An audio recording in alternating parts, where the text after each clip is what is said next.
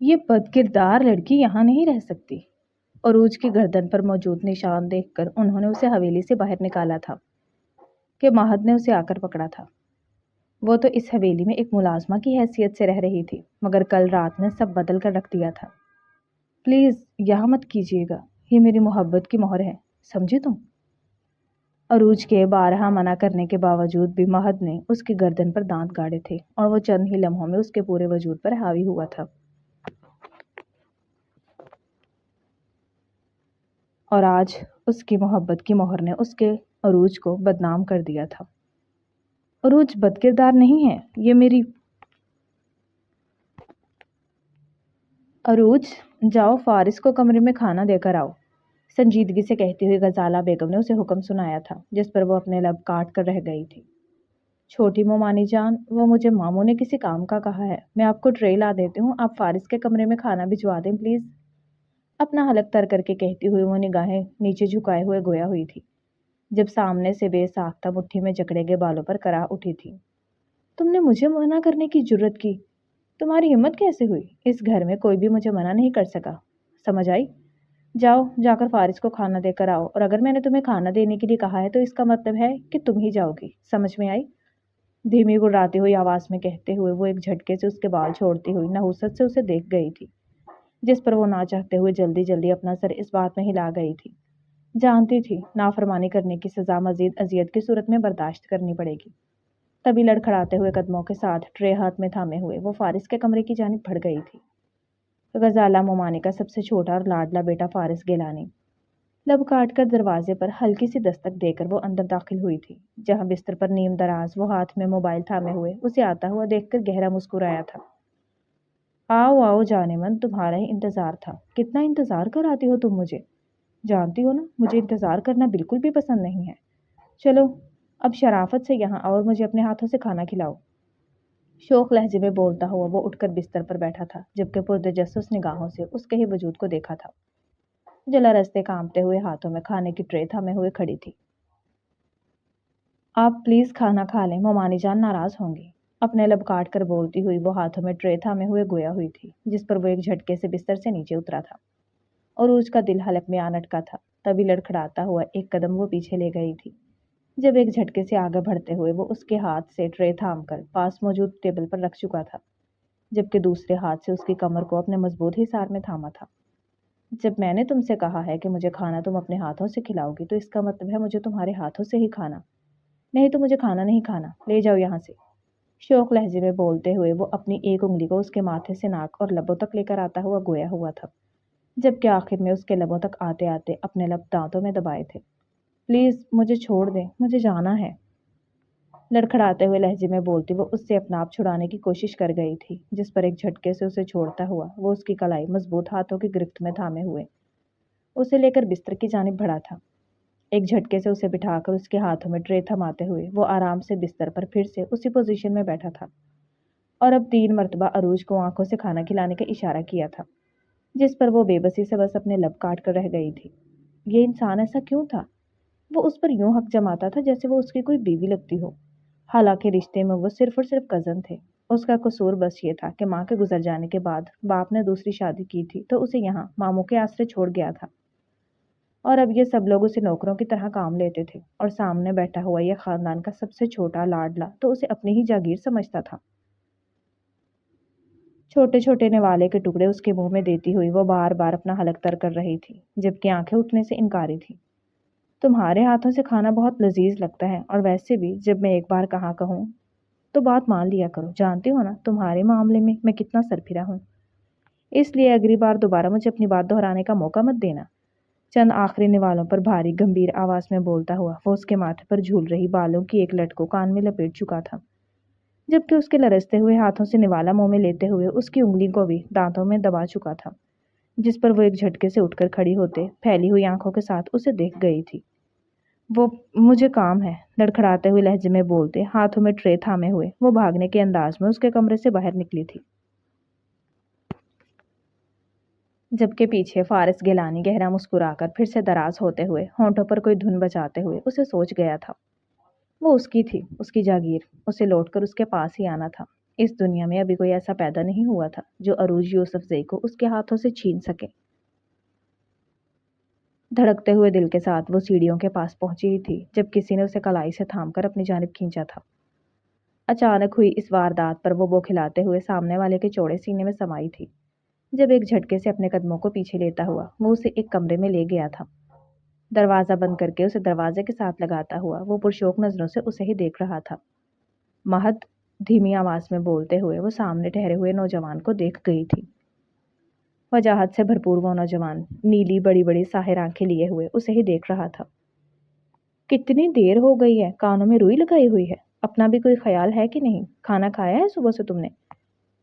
कितनी मर्तबा कहा है तुम्हारी तबीयत खराब हो जाती है, वक्त से खाना खा लिया करें। नरम आवाज में बोलते हुए वो उससे मुनासिब फासले पर ही उसके चेहरे को देखते हुए गोया हुआ था, जिस पर अरूज अपने लब काटते हुए अपनी निगाहें झुका गई थी। महद, आपको ऐसा नहीं करना चाहिए। मैं सिर्फ आपकी कज़न हूँ। किसी ने हमें यूं अकेले देख लिया तो वो क्या समझेंगे? आहिस्ता आवाज में बोलती हुई वो अपनी उंगलियों को चटखाते हुए उसकी जानिब देखने से गुरेज कर रही थी। किसी ने मुझे तुम्हारे साथ देख लिया तो वो क्या कहेंगे, ठीक है, लेकिन अगर किसी ने तुम्हें फारिस के साथ यूं देख लिया तो वो क्या सोचेंगे? क्या तुमने एक मर्तबा भी इस बारे में सोचने की कोशिश की है? नरम लहजे में बोलते वो अपनी उंगली को आगे बढ़ाते हुए उसके माथों पर दबाव देते हुए रुका था, जिस पर वो नम होती आंखों के साथ उसे देख रही थी। आप जानते हैं ये सब कुछ मैं जानबूझकर नहीं करती।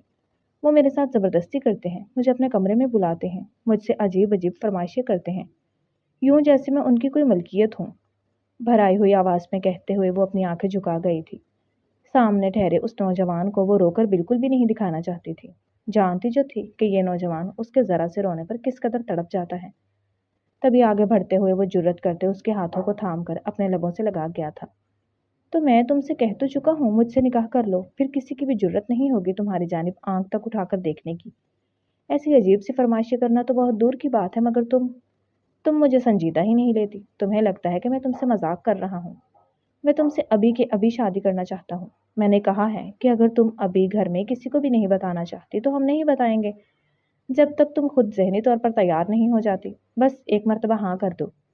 अरूज के आंसू की अजियत उसे भी अपने वजूद में उतरते हुए महसूस हुई थी। तभी वो उसे यकीन दिलाने वाले अंदाज में कहते हुए उसके दोनों हाथों को मजबूती से अपनी गिरफ्त में थाम गया था, जबकि आंखें उसकी भीगी पलकों पर ही जमी हुई थी। जरीन मोमानी कभी भी नहीं मानेंगी। वो मुझे कभी भी आपकी दुल्हन के रूप में कबूल नहीं करेंगी। अपना वाहद खदशा उस पर जाहिर कर गई थी। कपकपाते हुए लबों से अल्फाज अदा करते हुए वो नम होती आंखें उठाकर उसकी जानिब देख रही थी, जबकि महद अपने दोनों हाथ उसके गाल के गिर्द रखते हुए उसे मोहब्बत भरी निगाह से देख गया था।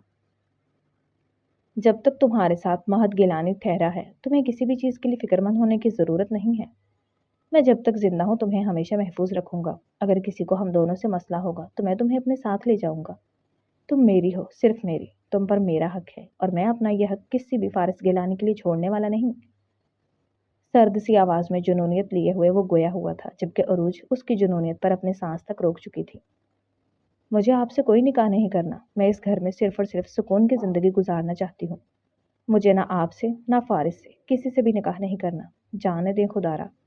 भर आई हुई आंखों के साथ कहती हुई वो उसके सामने हाथ जोड़ गई थी, जबकि एक झटके से वो उसके हाथों को थाम कर खुद से लगा गया था। निकाह तो तुम्हारा मुझसे ही होगा। अगर फारिस गिलानियों का खून है तो मैं गिलानियों का सबसे बड़ा सबूत हूँ, यानी कि मगरूरियत और अना में सबसे 4 कदम आगे। तुम मेरी हो, सिर्फ और सिर्फ मेरी। और अगर तुमने मुझसे निकाह नहीं किया तो मैं पहले फारिस को ख़त्म करूंगा और फिर खुद को। फैसला अब तुम्हारे हाथों में है। संजीदा लहजे में कहता हुआ वो उसकी सांस रोकने का सबब बना था। तभी वो अपना सर नफी में हिलाती हुई उसे उसके इरादे से बाज रखने की कोशिश में उसे सीने से पीछे धकेलते हुए दरवाजे की जानिब लपकी थी, जब एक झटके से उसका बाजू थामकर वो उसे अपनी जानिब खींच चुका था। इसे मेरी धमकी समझने की कोशिश मत करना। मैं ऐसा कर गुजरूंगा। अरूज यूसुफजई, तुम्हारे मामले में मैं किस कदर बददिमाग हूँ अभी तक ये तुम नहीं जानती। और बेहतर होगा मेरी मोहब्बत को मोहब्बत ही रहने दो, इसे जुनूनियत में तब्दील मत करो। कल मैं तुम्हें अपने साथ लेकर जाऊंगा और हम कल ही निकाह करेंगे, नहीं तो दूसरा ऑप्शन तुम्हारे पास है। उसके कान के पास झुककर धीमी आवाज में कहते हुए वो एक झटके से उसे छोड़ते हुए 2 कदम पीछे हटा था। तभी धड़कते हुए दिल के साथ वो दरवाजा खोलते हुए बाहर भागने के अंदाज में निकली थी। ये वो कहाँ आकर फंस गई थी। काश के उसके बाबा उसे यहाँ ना छोड़कर जाते तो ये दोनों कजन उसकी जान के दुश्मन न बनते। खुदारा मेरे साथ ऐसा मत करें। अब मुझसे निकाह नहीं मुझे आपसे करना है। मैं सिर्फ सुकून की ज़िंदगी गुजारना चाहती हूँ, और इस निकाह से हम दोनों के अलावा पूरे घर के निज़ाम में भूचाल आ जाएगा। आप समझते क्यों नहीं हैं? बेबसी से कहती हुई वो उससे अपना हाथ छुड़ाने की कोशिश कर गई थी, जबकि महद बगैर कुछ सोचे समझे हुए उसे कलाई से थामकर अपने साथ लेकर आगे बढ़ रहा था। कार में बिठाकर दरवाज़ा एक झटके से बंद करते हुए वो दूसरी जानिब से उसके निहायत करीब आन बैठा था। कार स्टार्ट करके उसे बाहर निकालते हुए वो अपनी निगाहें सड़क पर ही जमाए हुए था। महद, एहतजाजन उसका नाम पुकारते हुए वो अपने लब काट गई थी। मैं मज़ीद तुम्हें उस फारिस गिलानी के करीब नहीं देख सकता। मैं नहीं देख सकता कि वो किस तरह तुम पर अपनी मलकियत का दावा करता है। मैं नहीं देख सकता कि तुम उसे अपने हाथों से खाना खिलाओ। तुम सिर्फ मेरी हो, तुम पर मेरा हक है, और महद गिलानी सिर्फ उम्र और रुतबे में नहीं बल्कि मगरूरियत में भी सबसे आगे है। जो मेरा है वो सिर्फ और सिर्फ मेरा रहेगा। अगर आज तुमने मुझसे निकाह के लिए हाँ नहीं की तो एक साथ गिलानियों के घर से 2 जनाजे निकलेंगे। सर्द थरथराती आवाज़ में कहते हुए वो गाड़ी की स्पीड को बढ़ाता हुआ आगे ले गया था, जबकि वो नम पड़ती आंखों के साथ अपने चेहरे को दोनों हाथों में थाम गई थी। अरूज यूसुफजई वल्द यूसुफजई सुल्तान, आपका निकाह महद गिलानी वर्द महरोज गिरानी से 1 लाख सिक्का राइजुल वक्त तय होता है। क्या आपको ये निकाह कबूल है? काजी साहब के दोहराए जाने वाले अल्फाज पर उसने सामने बैठे हुए सरफिरे इंसान को देखा था, जो सफ़ेद कॉटन के सूट में मलबूस उससे ही सुर्ख आंखों से देखे चले जा रहा था, जैसे अभी वो ना करेगी तो वो कुछ कर गुजरेगा। अरूज ने एक डरती डरती निगाह उसके हाथ में थामी गई उस गन पर डाली थी जो वह मजबूती से अपने हाथों में थामे हुआ था। उसकी एक उंगली ट्रिगर पर जमी हुई थी और उसकी आंखों में कुछ कर गुजरने का ये अज़म बताने के लिए काफ़ी था कि एक ना और वो सचमुच किसी की जान ले लेगा, और इतना ही उसके लिए जुनूनी और सरफिरा हो रहा था। तभी अपने सुर्ख पड़ते हुए लबों को काटते हुए वो धीमी आवाज़ में हाँ कर गई थी। वो बंदूक की नोक पर ही सही मगर उसे अपनी ज़ोजियत में ले चुका था। उसके अल्फाज लबों से अदा हुए थे तो वो गहरा सांस भरते हुए हाथ में थामी गई बंदूक को पीछे ठहरे हुए अपने आदमियों को पकड़ा चुका था, जबकि निकाहनामे पर दस्तखत करके आगे बढ़ते हुए उसे हाथ से थाम कर खड़ा करते हुए उसे अपने सीने में भींच चुका था। इस वक्त का उसने कितना इंतजार किया था ये सिर्फ वही जानता था। हर पल फारिस गिलानी को उसके आसपास देखते हुए उसके वजूद में जो चियूंटियां रेंग उठती थी वो इस कैफियत से निजात चाहता था, और शायद जो वो चाहता था अब वो पा चुका था। आप जो चाहते थे वो आप कर चुके हैं, अब मुझे जाने दें। अपने लब काट कर कहते हुए वो अपनी निगाहें झुकाए गोया हुई थी, जब महद गिलानी ने लबों पर शरीर से मुस्कुराहट लिए हुए थोड़ी तले उसका हाथ थामकर उसका चेहरा ऊपर किया था। रोने से सुर्ख पड़ रहा चेहरा और भी ज्यादा दिलकश हो चुका था। तभी अपने आसपास हर किसी की गैर मौजूदगी को यकीनी बनाते हुए वह झुकते उसके लबों पर अपने लबों की पहली मोहर साबित कर चुका था। लड़खड़ाते हुए वजूद के साथ अरूज सख्ती से उसकी शर्ट को मुट्ठियों में थाम गई थी। उसकी सांसों पर तसलसल कायम करने के बाद जब वो पीछे हटा था तो अरूज की सांसें अथल पथल हो चुकी थी। अपनी आंखें बंद करके गहरे गहरे सांस लेती हुई वो उसके अंगूठे का लम्स अपने तर लबों पर महसूस कर सकती थी। निकाह मुबारक ज़ौजा साहिबा, नरम आवाज़ में बोलते हुए वो एक मर्तबा फिर उसके लबों पर एक छोटी सी जसारत करते हुए उसे गले से लगा चुका था, जबकि लरजते कांपते हुए वजूद के साथ वो अपनी आंखें बंद कर गई थी। जो हो चुका था वो उसे अब तब्दील नहीं कर सकती थी। हाँ, बस अब दुआ कर सकती थी कि आगे ज़िंदगी उसके लिए थोड़ी सी आसान हो जाए, थोड़ी सी मेहरबान हो जाए। तुम हरामखोर लड़की, सुबह से कहाँ मर गई थी? मेरे बेटे ने सुबह से खाना नहीं खाया है। जल्दी से खाना लेकर उसके कमरे में जाओ और जाकर उसे खाना देकर आओ। सर्द लहजे में बोलती हुई गजाला बेगम ने एक थप्पड़ उसके चेहरे पर रसीद करते हुए निहायत ही सर्द अंदाज में कहा था, जबकि वो अपने लबों को काट कर अपना सर झुका गई थी। वो मैं बड़ी मोमानी के कहने पर बाहर गई थी। लड़खड़ाते हुए लहजे में बोलते हुए वो अपनी निगाहों को हनूस झुकाए हुए थी।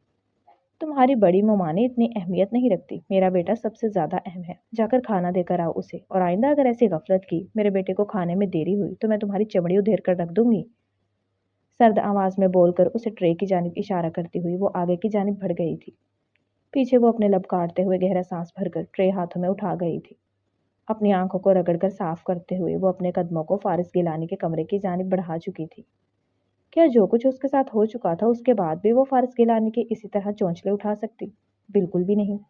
वो जानती थी कि एक और गुस्ताखी और महद गिलानी एक कत्ल करने से भी बाज नहीं आएगा। तुम जानती हो आज तुमने मुझे कितना इंतजार कराया? उसके कमरे में दाखिल होता देखकर वो सर्द होती आवाज में गोया हुआ था, जब आगे बढ़ते हुए वो ट्रे साइड टेबल पर रख चुकी थी। मैं किसी काम से बाहर गई हुई थी, धीमी आवाज में बोलते हुए वो अपनी उंगलियां चटखाते वापस जाने के लिए पलटी थी, जब आगे बढ़ते हुए वो उसका हाथ थाम गया था। मुझसे ज़रूरी कोई काम तुम्हारे लिए हो सकता है क्या? शायद तुम भूल रही हो कि मैं कौन हूँ। फारिस गिलानी नाम है मेरा और तुम मेरी मिल्कियत हो। तो अपने इस नन्हे से छोटे से दिमाग में ये बात अच्छे तरीके से बिठा लो, क्योंकि मुझे अपनी चीज़ें किसी के साथ शेयर करना पसंद नहीं। मैं उन्हें तोड़ मरोड़ कर फेंक देना ज़्यादा बेहतर समझता हूँ बनिस्बत किसी और को देने के। लबों पर बड़ी सी मुस्कुराहट लिए हुए कहता हुआ वो उसके चेहरे को देख गया था। जब 2 कदम पीछे लेते हुए वो यहाँ वहाँ देख गई थी। मैं कोई चीज़ नहीं हूँ फारिस गिलानी, मैं एक इंसान हूँ और मैं आपकी फुफ्फीज़ाद हूँ, तो मुझे अपने कज़न की तरह ही ट्रीट करें। अपना हलक करके कहती हुई वो पहली मर्तबा ये जुर्रत कर गई थी। शायद ये जुर्रत उसे इसलिए मिली थी कि अब वो अरूज यूसुफजई नहीं बल्कि अरूज महद गिलानी बन चुकी थी। जबकि फारिस ने उसे अबरूज खाकर देखा था, यानी कि अपनी बिल्ली और उसी से म्याऊं। लगता है कि तुम भूल चुकी हो कि फारिस गिलानी चीज़ क्या है। आगे बढ़कर एक सर्द सी उंगली उसके माथे से खींचकर वो गर्दन तक लाया था, जब वो एक झटके से उसे खुद से पीछे धकेलते हुए दरवाजे की जानिब भागी थी। वो एक ही झटके से चंद कदमों में ही फासला तय करते हुए उसे दरवाजे पर ही रोक चुका था। दरवाजे की जानिब अरूज के चेहरे का रुख था, जबकि वो उसके ऐन पुश्त पर ठहरा हुआ उसके कान के पास झुका था। मुझसे पंगा तुम्हारे लिए बिल्कुल भी अच्छा नहीं है अरूज यूसुफजई, तो बेहतर यही है कि मेरे सामने अपना मुंह खोलने की कोशिश मत ही करो। ये बात तो इस हवेली में मौजूद मुलाजिम तक जानते हैं कि तुम किसकी मलकियत हो। कानों में सरगोशी करता हुआ वो उसे सहमाने का बायस बनना था। तो आप मुझसे निकाह कर लें। सरसराते हुए उसके लबों से न जाने क्यों ये अल्फाज निकल गए थे। निकाह, और वो भी तुमसे? नहीं नहीं अरूज बीबी, तुम तो दिल बहलाने का सामान हो। जब तुम मुझे यूं ही बगैर किसी रिश्ते का मैसर हो तो मैं तुमसे निकाह क्यों करूं? लबों पर जहर खुंदक मुस्कुराहट टिके हुए वो उसे देखकर गोया हुआ था। और अगर मैं किसी और को मैसर हो जाऊं तो? इस सवाल पर पल भर में फालिस गिलानी की मुस्कुराहट सिमटी थी, जबकि उसे अपनी जगह पर सुन खड़ा हुआ देखते एक झटके से दरवाज़ा खोलते हुए वो बाहर निकल गई थी। अपने एक हाथ का मुक्का दरवाजे पर मारता हुआ वो सुर्ख निगाहों से दरवाजे को घूर गया था। अरूज यूसुफजई, तुम पर सिर्फ और सिर्फ मेरा हक है। तुमने अगर किसी और की जानिब निगाह भी उठाने की कोशिश की तो मैं सबसे पहले तुम्हें मारूंगा और फिर उस इंसान को। तुम्हें कोई मुझसे नहीं छीन सकता। धीमी आवाज में बुड़बुड़ाते हुए वो जुनूनियत की एक नई दास्तान रकम करना चाहता था। वो अपने कमरे में रात गए दाखिल हुई थी। अभी अभी किचन के तमाम काम समेट कर वो थकी हारी कमरे में दाखिल हुई थी तो कमरे में छाए हुए अंधेरे पर उसके कदम अपनी जगह रुके थे। दरवाज़ा अपने पीछे बंद करके कदम आगे बढ़ाती हुई इससे पहले कि उसका हाथ स्विच बोर्ड को छूता, किसी ने उसे हाथ से थामकर अपनी जानिब खींचा था।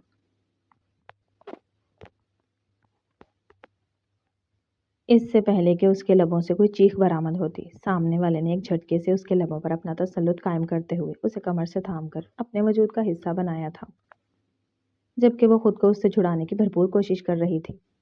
पे दर पे मुक्के उसके कंधे पर मारते हुए वो सांसें लेने के लिए भी तड़प रही थी। जब एक झटके से लब जुदा हुए थे तो तड़प कर गहरे गहरे सांस भरती हुई सामने ठहरे हुए नौजवान के कंधे थाम गई थी। महद, एहतजाजन बोलते हुए गुस्से में उसे घूरने की नाकाम कोशिश कर रही थी, जब धीमी आवाज में हंसता हुआ वो उसके कंधे पर अपनी ठोड़ी जमा चुका था। तो अब तुम मुझे मेरे एहसास से पहचानने लगी हो, गुड। भारी गंभीर से सरगोशी करते हुए वो उसकी गर्दन को अपने लबों में ले चुका था, जबकि अपने लबों पर सिसकी रोकते हुए वो उसे मजबूती से थाम गई थी। महद, आप यहाँ क्या कर रहे हैं? आपको अपने कमरे में जाना चाहिए, मैं थक चुकी हूँ, मुझे सोना है। उसके खतरनाक इरादे देखते हुए वो बातों के जरिए उस पर बंद बांधने की कोशिश कर गई थी, मगर नहीं जानती थी कि मुंहजोर तूफान को भला कौन रोक सका है, जो अब वो उसे रोक सकती।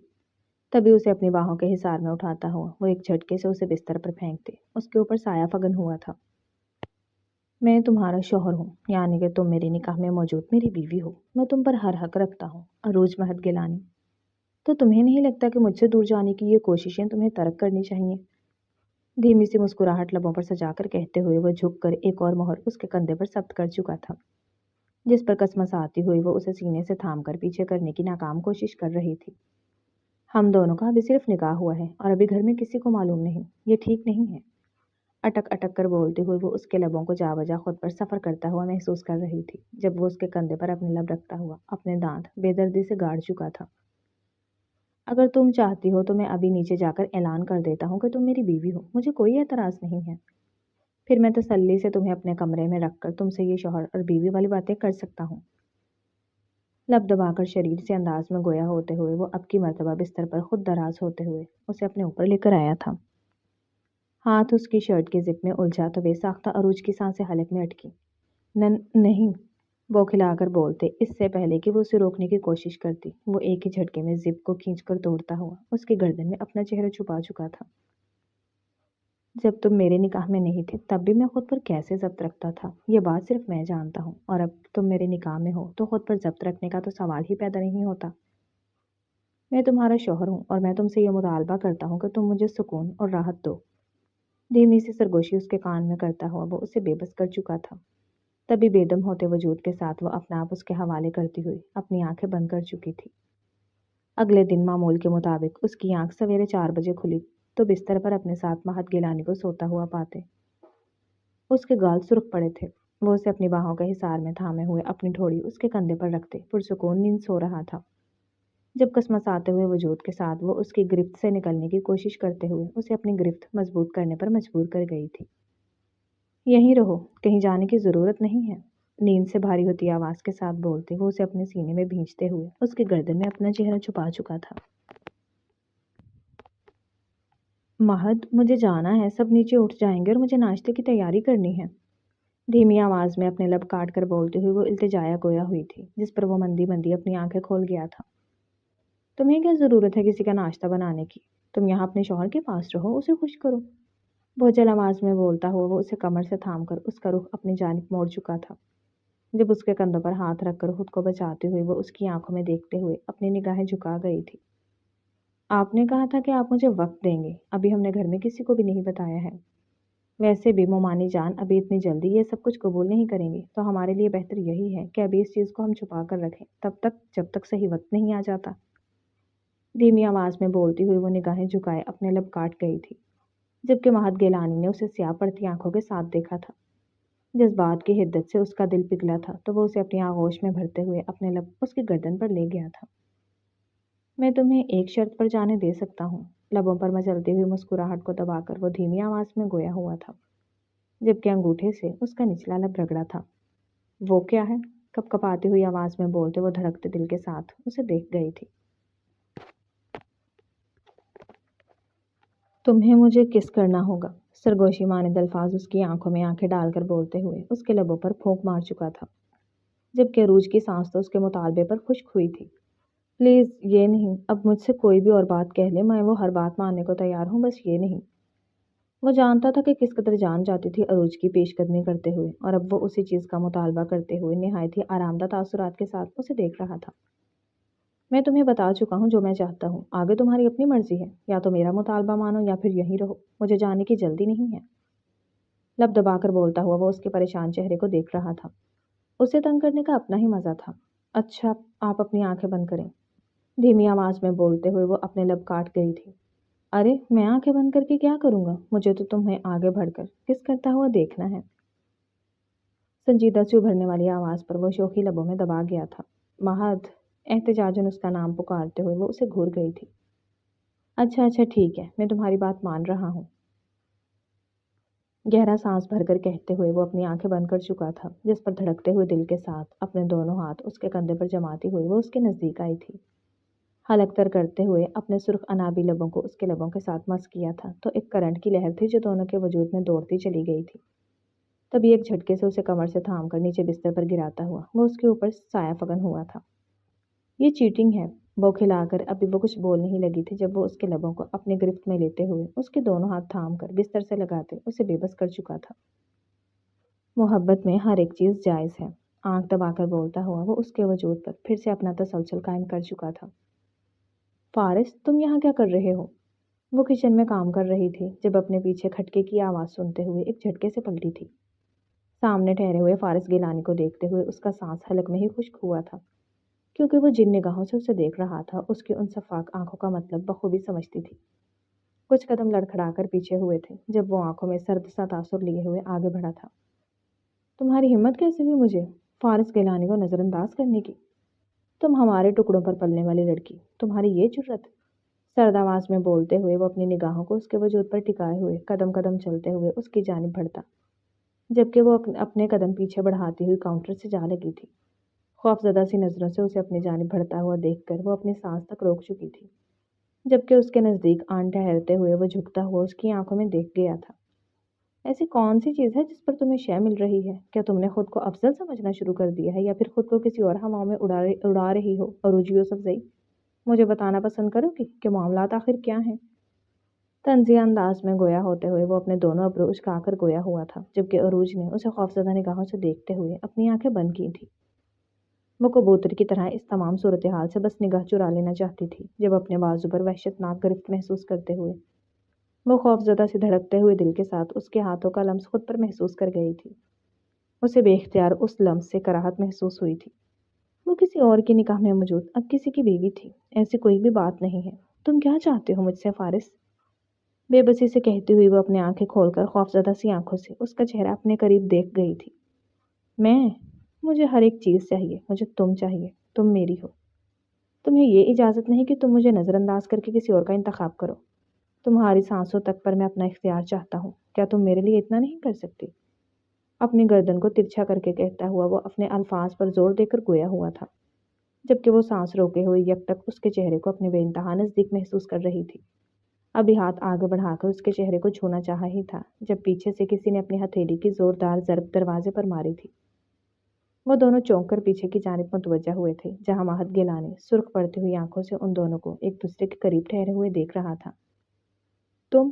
غصے سے بھیجی ہوئی مٹھیوں کے ساتھ وہ اپنی 2 قدم آگے بڑھا ہی تھا جب عروج ہڑبڑا کر آگے بڑھتی ہوئی فارس کے سینے پر اپنی ہتھیلیوں کو دباؤ دیے اسے پیچھے کی جانب دھکیل چکی تھی، جبکہ مہت کی طرف اس کے بڑھتے ہوئے قدموں میں اجلت تھی۔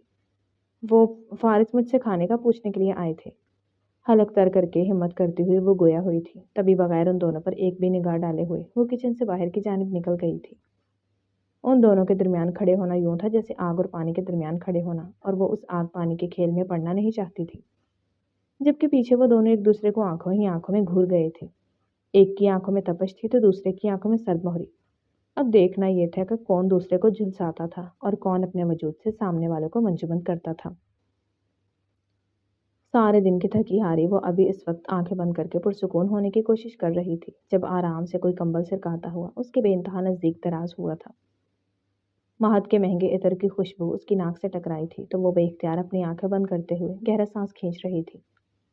جب اس کے بازو کو اپنی کمر کے گرد لپیٹتا ہوا محسوس کرتے ہڑبڑا کر آنکھیں کھولتے وہ احتجاج کرنے ہی لگی تھی، جب وہ ایک ہاتھ اس کی گردن پر رکھتے ہوئے اس کا رخ اپنی جانب موڑتے اس کے لبوں پر اپنے لب ٹکا چکا تھا۔ اس کی پرتپش مگر شدت بھری گرفت میں وہ مچل کر رہ گئی تھی۔ مہت احتجاجاً بولتے ہوئے وہ گہرے گہرے سانس لیتے ہوئے اسے دیکھ رہی تھی، جو آنکھوں میں عجیب سی تپش لیے ہوئے اسے ہی دیکھ رہا تھا۔ اس کی ہمت کیسے ہوئی تمہارے بے انتہا نزدیک آنے کی؟ تم میری بیوی ہو، میں اس کے ٹکڑے ٹکڑے کر ڈالوں گا؟ وہ سمجھتا کیا ہے کہ وہ تم پر کوئی حق رکھے گا اور میں یہ سب کچھ ہوتے ہوئے برداشت کروں گا؟ بالکل بھی نہیں۔ تم صرف میری ہو، تم پر صرف میرا اختیار ہے۔ سرد لہجے میں بولتے ہوئے وہ اس کی کمر کو اپنی مضبوط گرفت میں تھامتا گویا ہوا تھا، جبکہ اس کی آنکھوں میں ایک عجیب سا لاوا پک رہا تھا۔ ایسا کچھ بھی نہیں ہے، وہ اس کی صرف یک طرفہ سوچ ہے۔ آپ پرسکون رہیں، میری طرف سے ایسا کچھ بھی نہیں ہے۔ نرم آواز میں بولتی ہوئی وہ اپنے دونوں ہاتھ اس کے سینے پر رکھے ہوئے اسے پرسکون کرنے کی کوشش کر رہی تھی، مگر وہ تو عجیب سی آگ میں جل رہا تھا۔ اتنی جلدی سکون کہاں نصیب ہونا تھا؟ جانتا ہوں ایسا کچھ بھی نہیں ہے، کم از کم تمہاری طرف سے تو ایسا کچھ بھی نہیں ہے۔ تبھی تو فارس گیلانی اب تک زندہ ہے، نہیں تو جو جرم اس نے میری بیوی کی جانب اپنے ہاتھ بڑھا کر سرزد کیا ہے، میرا دل چاہتا ہے اسے تختہ دار پر لٹکا کر پھانسی دے دوں، ہر اس انسان کو آگ لگا دوں جو تمہاری طرف بڑھے۔ پرتپش آواز میں کہتا ہوا وہ اپنی انگلی کی پوروں سے اس کی شہرک کو سہلا گیا تھا، جبکہ عروج لرزتے ہوئے اسے دیکھ کر رہ گئی تھی۔ مہت دھیمی آواز میں اس کا نام پکارے کچھ بول نہیں لگی تھی جب جھکتے وہ اس کی شہرک پر اپنے دانت گاڑ چکا تھا۔ مٹھیوں میں مضبوطی سے اس کی شرٹ کو جکڑے ہوئے وہ اپنی آنکھیں میچ گئی تھی، مگر جلد اس میٹھی سی چبھن کے نتیجے میں ابھرنے والے سرخ سی نشانی پر وہ بے یقینی سے اپنی گردن پر ہاتھ رکھ گئی تھی۔ پھیلی ہوئی آنکھوں کے ساتھ مہت کو دیکھتی ہوئی وہ اسے مزید یہ عمل دہرانے سے روک رہی تھی۔ پلیز یہاں مت کیجیے گا، التجانا انداز میں بولتی ہوئی وہ اپنے ہاتھوں کو اس کے سینے پر جما گئی تھی۔ یہ ایک خاموش التجا تھی، مگر وہ کہاں سننے والا تھا۔ تبھی اس کے دونوں ہاتھوں کو تھام کر اپنے لبوں سے لگاتا ہوا اسے بستر سے لگا چکا تھا۔ तपश भरी आंखों में उसकी कुर्बत पर कुछ नरमी आई थी, तो झुकते हुए वो उसके कान की लू को काट गया था।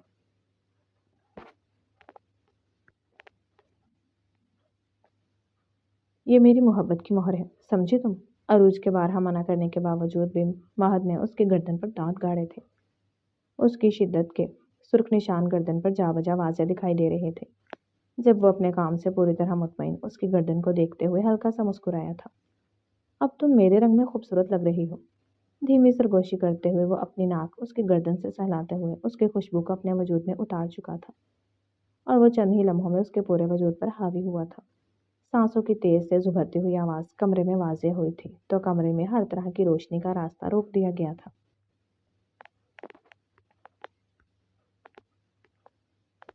आज सुबह से ही वो दुपट्टे को अच्छे तरीके से गर्दन के गिर्द लपेटे हुए उसके दिए गए उन सुर्ख निशानात को छुपाने की भरपूर कोशिश कर रही थी, मगर वो सुर्ख निशानात छुपाए से भी नहीं छुप रहे थे। खौफजदा थी कि कहीं हवेली में मौजूद कोई उन निशानों को देख न ले।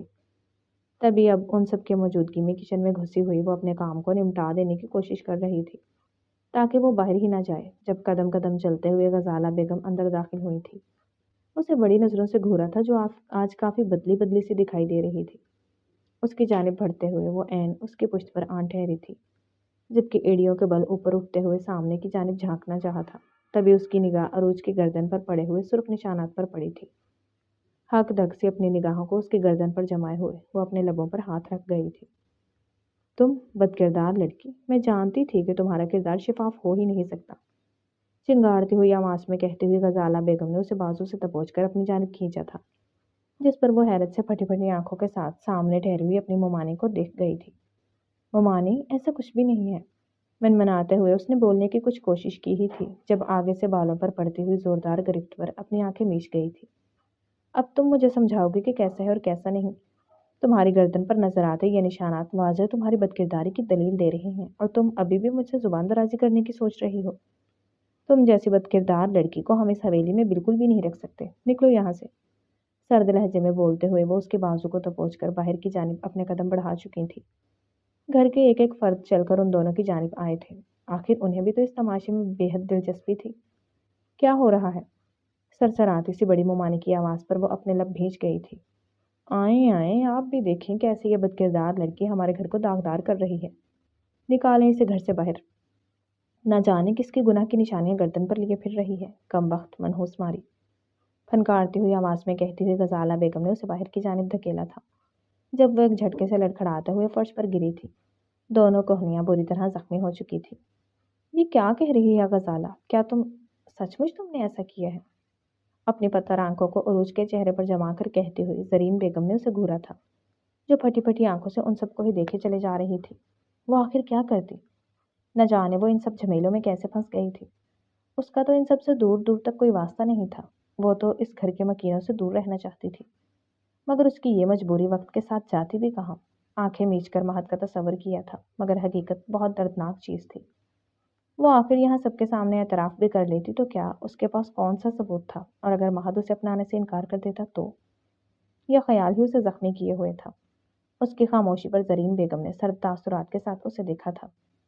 मैं ये तो जानती थी कि तुम एक निहायत ही कमजोर लड़की हो, मगर ये नहीं जानती थी कि गिलानियों का खून होकर भी तुम इतनी गिरी हुई हरकत करोगी। दफा हो जाओ हमारे घर से, मैं तुम्हारी शक्ल भी इस घर में सर्द आवाज में कहते हुए जरीन बेगम ने उसे बाहर निकलने का इशारा करते हुए अपने चेहरे का रुख दूसरी जानिब फेरा था। तभी गजाला बेगम आगे बढ़ती हुई उसे बालों से खींचकर खड़ा करती, बगैर उसके दर्द की परवाह किए हुए उसे बाहर की जानिब धकेल चुकी थी, जिस पर लड़खड़ाते हुए इससे पहले कि वो मुंह के बल दरवाजे के बाहर गिरती, किसी ने आगे बढ़कर उसे मजबूत हाथों में थामा था। उसके लरसते कांपते हुए कमजोर वजूद को अपनी बाहों के हिसार में छुपाते हुए वो उन सबको सर्द पड़ते हुए तासुरात से देख रहा था। आप लोगों की हिम्मत भी कैसी हुई अरूज के साथ ये सब कुछ करने की? सर्द कहर भरे लहजे में बोलता हुआ वो वहां मौजूद सबको घूर गया था, जबकि मजबूती से अरूज के वजूद को अपनी गिरफ्त में लिया था। तुम नहीं जानते इसने क्या गुल खिलाया है। इसकी गर्दन पर इन निशानात को देखो बेटा, पागल मत बनो। ये लड़की न जाने किसके साथ अपना मुंह काला करके आई है। ये बदकिरदार है ये। सर्द फनकारती हुई आवाज में कहते हुए जरीन बेगम ने अपने बेटे को अक्ल की बातें कहनी चाही थी, मगर वो सर्द सी निगाह अपनी माँ पर डालकर अपनी निगाहें दूसरी जानिब फेर चुका था। آج اس کی محبت کی مہر نے اس کے عروج کو بدنام کر دیا تھا۔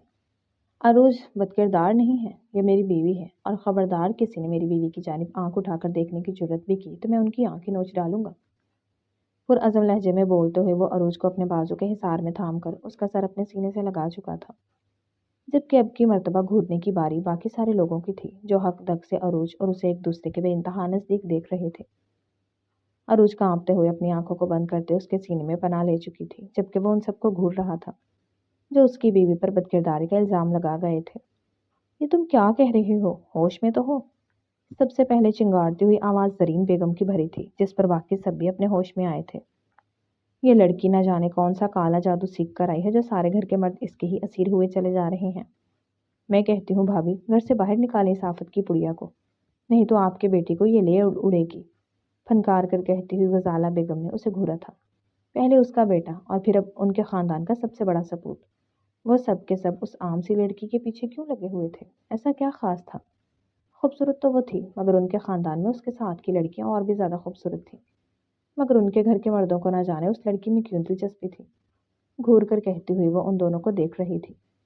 خبردار کسی نے میری بیوی کو ہاتھ لگانے کی کوشش بھی کی، آپ لوگوں کی وجہ سے یہ ابھی بھی ہمارے اس نکاح کو قبول کرنے سے ڈرتی ہے، مگر میں سینہ ٹھوک کر آج کہتا ہوں کہ عروج مہد گیلانی میری بیوی ہے، اور میری بیوی پر حملہ سمجھو مجھ پر حملہ، یعنی کہ گیلانی خاندان کے سب سے بڑے بیٹے پر حملہ۔ تو جو کوئی بھی مجھ سے پنگا لینا چاہتا ہے وہ دل کھول کر لے، میری طرف سے یہ کھلے عام وارننگ ہے۔ سرد لہجے میں بولتا ہوا وہ اسے کمر سے تھام کر اپنے حصار میں قید کیے ہوئے اپنے مضبوط قدم لیے ہوئے حویلی میں داخل ہوا تھا، اور ان سب کے دیکھتے ہی دیکھتے اسے لیے ہوئے اپنے کمرے کی جانب بڑھ گیا تھا، جبکہ وہ لرزتی کانپتی ہوئی اس کے حصار میں کھینچی چلی گئی تھی۔ جس قدر آج اس نے اپنی بیوی کا مان برقرار رکھا تھا، عروج کا بس نہیں چل رہا تھا، وہ خوشی سے بھنگڑے ڈالتی، مگر ابھی یہ وقت یہ سب کچھ کرنے کا نہیں تھا۔ تم ٹھیک ہو؟ نرمی سے اسے تھام کر اپنے بستر پر بٹھاتے ہوئے وہ اس کے دونوں ہاتھوں کو اپنی مضبوط گرفت میں لیتے ہوئے اس کے سامنے پنجوں کے بل بیٹھا تھا، جبکہ جھک کر اس کی آنکھوں میں بھی اپنی آنکھیں ڈالی تھی۔ میں میں ٹھیک ہوں، لڑکھڑاتے ہوئے لہجے میں بولتے وہ خود کو صحیح دکھانے کی کوشش کر گئی تھی، جبکہ اس کے سامنے بیٹھے ہوئے مہد نے انگوٹھی کی مدد سے اس کی انگلیوں کو سہلایا تھا۔ ان سب کے سامنے تم نے کہا کیوں نہیں کہ تم میری بیوی ہو؟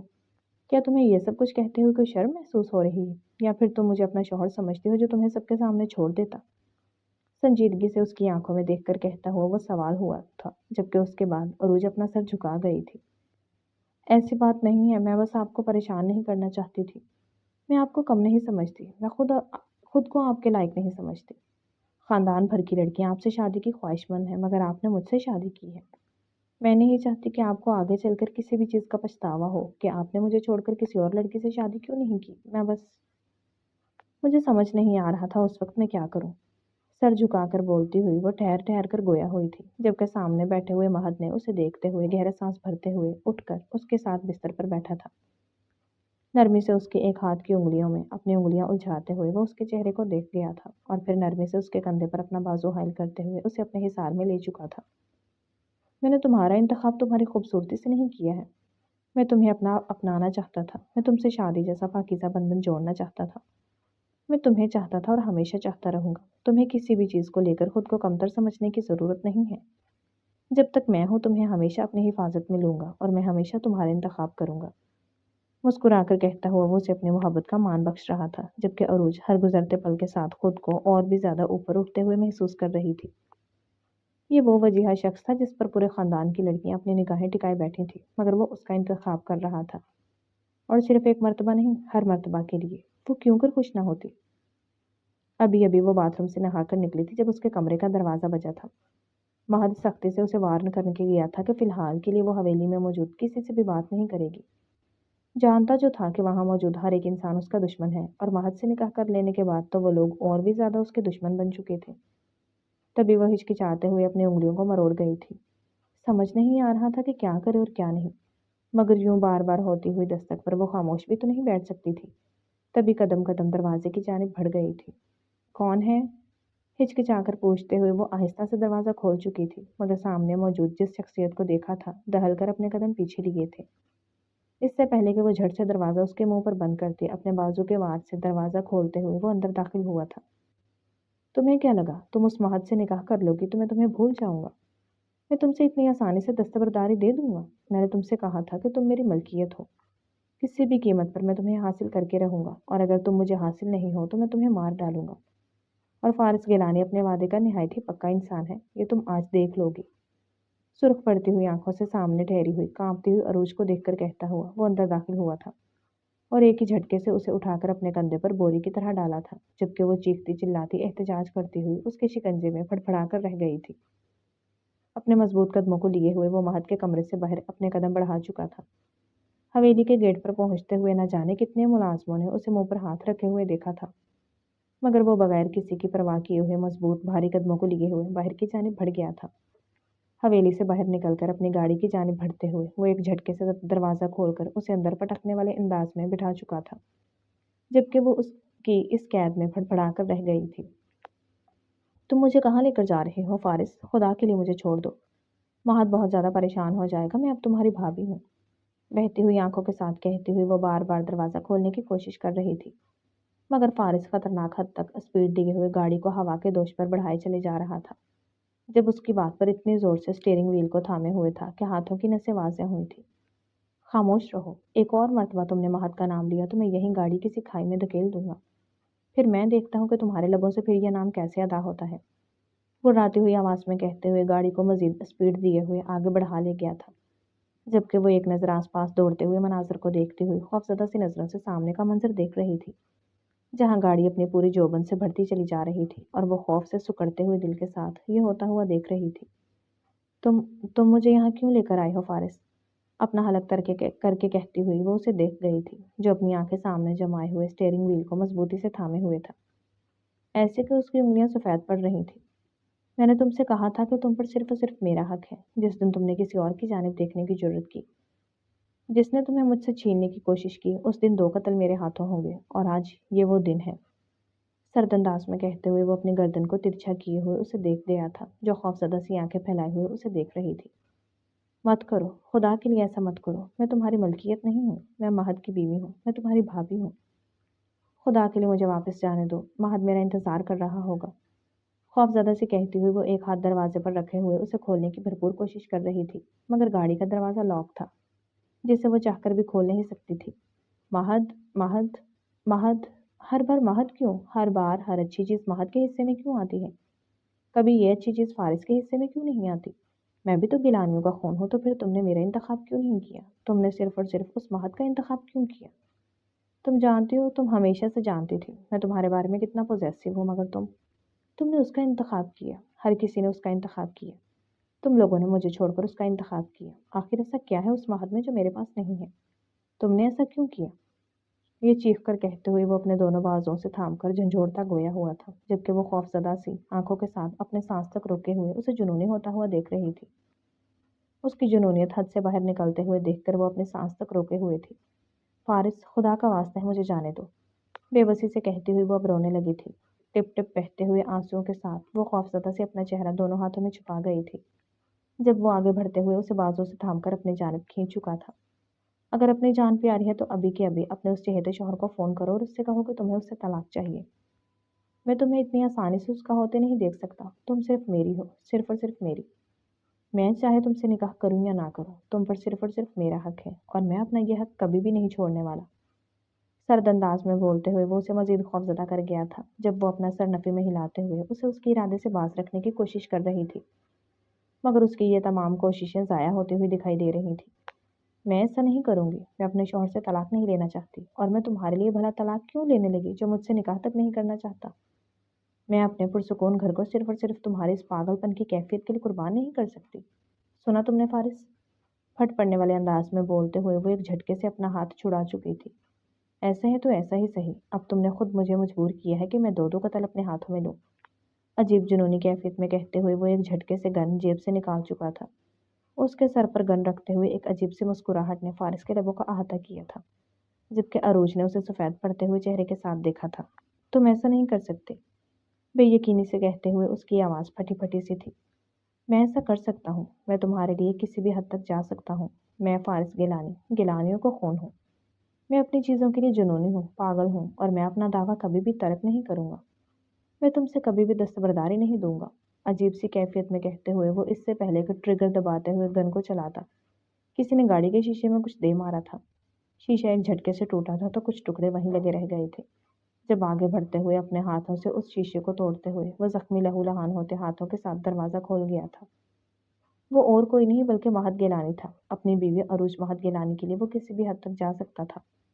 تبھی زخمی چور چور ہوتے ہاتھوں کے ساتھ وہ ایک جھٹکے سے فارس کو کالر سے دبوچ کر باہر پٹک گیا تھا۔ تمہاری ہمت کیسے ہوئی میری بیوی کو ہاتھ بھی لگانے کی؟ میں تمہارے ہاتھ توڑ ڈالوں گا فارس گیلانی۔ للکارتے ہوئے وہ آگے بڑھ کر اس کے سینے پر اپنے دونوں گھٹنے رکھتے ہوئے ایک کے بعد ایک مکے اس کے منہ پر مارتے ہوئے گویا ہوا تھا۔